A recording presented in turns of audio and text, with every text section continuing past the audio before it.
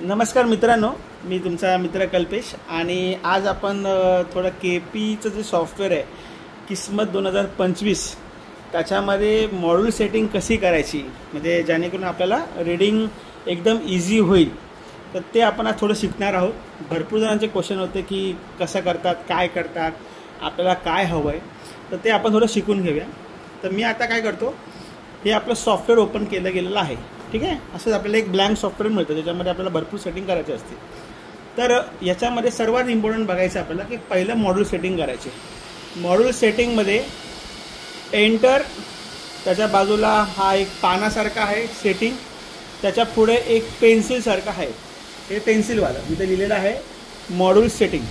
तर त्याच्यावरती मी आधी क्लिक करतो. ठीक आहे, क्लिक केल्यावरती आपल्याला असं काहीतरी A1 A2 A3 A4 B1 B2 C1 C2 असं मिळतं. त्यातला कल्पेश A1 हे आता मी सध्या माझ्या नावाने सेव्ह केलेलं आहे. तर ह्या मॉड्यूलमध्ये आपण काय काय घेणार आहोत ते पाहूया. तर सर्वात पहिलं जनरलमध्ये फक्त आपल्याला बर्थ डिटेल आणि पंचांग या दोघांना टिक करायचे. बर्थ डिटेल आणि पंचांग. निरायन जे ह्याच्यामध्ये आपण काहीच घेणार नव्हतं, आपल्याला ह्यातलं काहीच कामाचं नाही आहे. सायन म्हणून आहे, सायना याच्यातलं पण आपण काहीच घ्यायचं नाही आहे. केपी ज्याचा आपण अभ्यास करत आहोत याच्यामध्ये जर बघायला गेलं तर केपी लग्न, केपी कस्प चार्ट 1 आणि केपी सिग्निफिकेटर विथ आस्पेक्ट, म्हणजे ऑप्शन नंबर 1, 2 आणि 5 एवढ्यांना टिक करायचे. त्यानंतरला कन्शियस पेजमध्ये सुद्धा काहीच घेत नाही आपण. दशामध्ये आपण 3, 4, 5 दशामध्ये आपण 3, 4, 5 यांना टिक करत आहोत. म्हणजे विषमोत्तरी अंतर्दशा, प्रतिअंतर्दशा, विषमोत्तरी अँड अंशोत्तरी कंबाईन असं आपण हे घेत आहोत. प्रिडिक्शनमध्ये सुद्धा आपण काहीच घेत नाही. ज्यांना जनरल प्रिडिक्शन हवं असेल प्रिंटआउट तर त्यांनी इथे जनरल प्रिडिक्शन टिक करून त्याचे प्रिंटआउट घेऊ शकतो. त्याच्यानंतरला खाली अष्टोग्रा पेजेस यातलं सुद्धा आपण काहीच घेत नाही आहोत.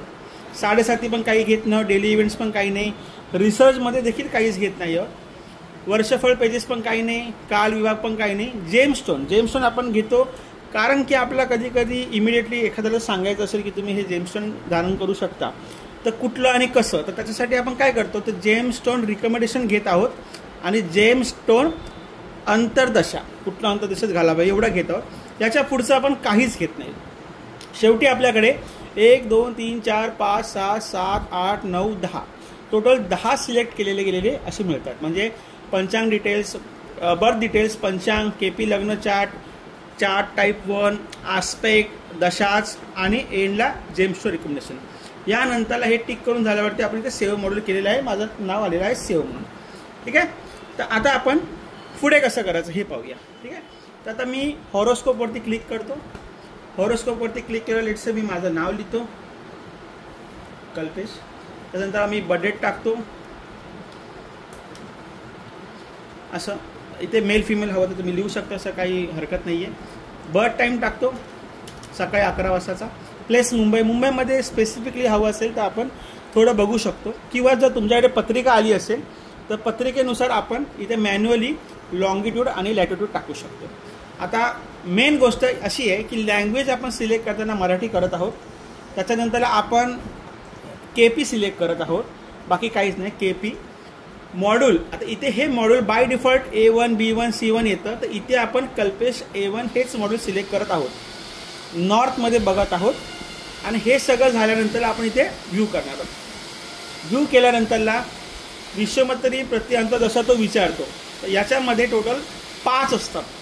तर 5 न घेता आपण फक्त पहिला 4च घेतो, कारण की 5वी दशा ही जनरली 100 वर्ष झाल्यानंतरची असते, त्यामुळे आपण ती घेत नाही. ओके केल्यानंतरला परत लोड होईल आणि असं काहीतरी आपल्याला पेज दिसतं, जे आपल्याला सरांनी शिकवलेलं आहे की हे आपल्याला पेज शोधायचं आहे. तर याच्यामध्ये बर्थ डिटेल दिसतात आपल्याला, मग पंचांग दिसतं, म्हणजे अवघडा चक्र, याच्यावर पण आपण काही ना काही गोष्टी घेऊ शकतो. त्यानंतरला लग्न चार्ट मिळतो, लग्न कुंडली आपली मिळते. केपी कस्प टाईप 1 मिळतं, केपी सिग्निफिकेटर मिळतो, विषमोत्तरी अंतर्दशा मिळतात, मग प्रतिअंतर्दशा मिळतात आणि मग अष्टोत्तरी दशा. जेमस्टोन कुठलं धारण करावं हे सुद्धा येतं.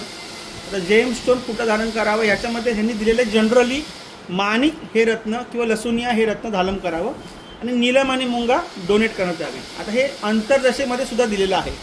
अंतर्दशेमध्ये कसं तर बघायला गेलं तर आता सध्या चालू आहे शनीचे अंतर्दशा, कारण की 23 ते 42 हा काळ चालू आहे. तर यामध्ये जर आपण पाहायला गेलो तर 70% दिलेला आहे नीलम. याचा अर्थ काय, अर्पण. नीलम जर अर्पण केलं तर त्याचे 70% आपल्याला फायदे होतील. ते जर धारण केलं तर 30%च फायदे होणार आहे, म्हणजे 70% नुकसान होईल. त्यामुळे जे अर्पण केलेले आहे ते आपण अर्पण करू शकतो, आणि जिथे धारण दिलेलं असेल ते धारण करू. जसं माणिक, इथे माणिक दिलेलं धारण. तर 2017 साली 51% फायदे भेटले असते, म्हणजे आपल्याला त्या स्टोनकडून, जर का आपण हा स्टोन धारण केला असता. तर बाकीचं आपण कसं रिडिंग करायचं, काय रिडिंग करायचं हे नंतरला पाहू. पण सर्वात इम्पॉर्टंट आहे आपल्याला की हे 10च्या 10 गोष्टी आपल्याकडे आल्या पाहिजे. जेव्हा आपल्याकडे एखादी कुंडली येते, बर्थ डेट बर्थ टाईम टाकलं की आपण ह्या गोष्टी पाहू शकतो. म्हणजे कुठला, ही स्क्रिप्ट आहे तिथे आपण पाहतो, या स्क्रिप्टमध्ये कोण कोण कसं कसं आहे, कुणाची दृष्टी कुठे, हे सुद्धा इथे लिहिलेलं आहे. हे आपलं भाव आले, पहिला भाव, दुसरा भाव, तिसरा भाव, याच्यामध्ये उपनक्षत्र स्वामी कोण आहे, काय कसं आहे. लग्न चार्ट आलेला आहे, याच्यामध्ये मग त्या ग्रहाचा राशी स्वामी कोण, उपनक्षत्र स्वामी कोण, या सगळ्या गोष्टी आल्या. आणि लास्टला आपण बघतो की लग्न कुंडलीमध्ये जेव्हा एकदम डिटेल जायचं असतं तर एखाद्या भावामध्ये चल राशी आहे की अचल राशी आहे, स्थिर राशी आहे, जे काही असेल ते आपण इथून पाहतो.